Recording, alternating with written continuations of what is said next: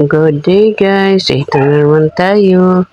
Maglaway tayo ng mga gulay na puro dahon. Pero bago yan, intro muna tayo.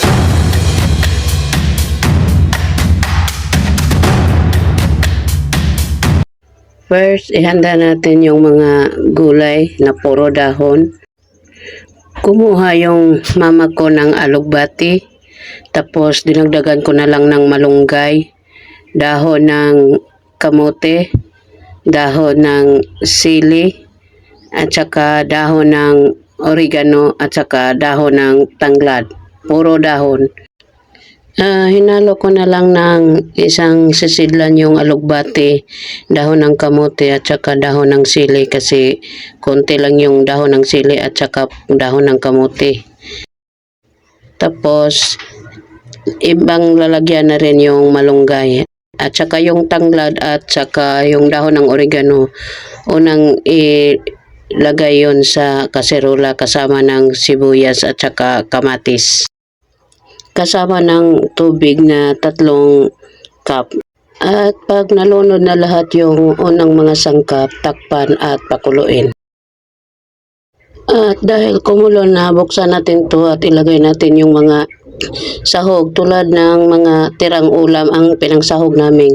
Tirang piniritong isda, tirang pates, at saka yung itlog na natira yung yolk kasi ginamit ko yung white sa pagluto ng cake. Kaya isinama na rin namin. Halo-halo yung mga sahog nito. Tapos isunod na rin natin yung mga dahon na alugbati, sili at saka dahon ng kamuti. Mamaya na yung malunggay. At saka takpan at pakuluin. At pag kumulo na, buksan at haluin ng kaunti at saka tikman. Kasi may mga isda na yon na nilagay natin. Para malaman natin kung konti na lang idagdag sa lasa o kailangan pa ng marami. At dahil kulang pa, kailangan natin itong lagyan ng asin para lumasa. Ihalo natin mabuti yung sandok na nilagyan natin sa asin para masimot yung asin. At tikman natin ulit kung sakto na ba. At kailangan natin ihalo na naman yung malunggay para masama sa ating gulay. At kailangan natin itong haluin para manuot sa ilalim yung malunggay. At maluto na rin. At pag nahalo na natin to, tikman natin ulit kasi nilagyan natin to ng asin kanina.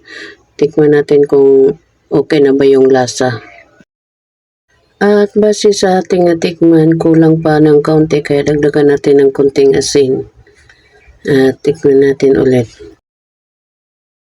At ito na, ihalo na natin yung yolk at haluin natin mabuti para hindi mamuo, para magkahiwalay-hiwalay kasi mamumuo to Kaya haluin natin mabuti at tikman na natin. At lagyan natin ng konting sabaw tong nilagyan ng yolk para masimot. Ayan. Para nanikit na kasi nilagay ko to sa ref. At dahil luto na guys, maghain na tayo. Okay na, bye-bye na. Thank you for watching. Please like and comment. Please paki-subscribe na rin ang aking YouTube channel. Bye-bye. God bless us all.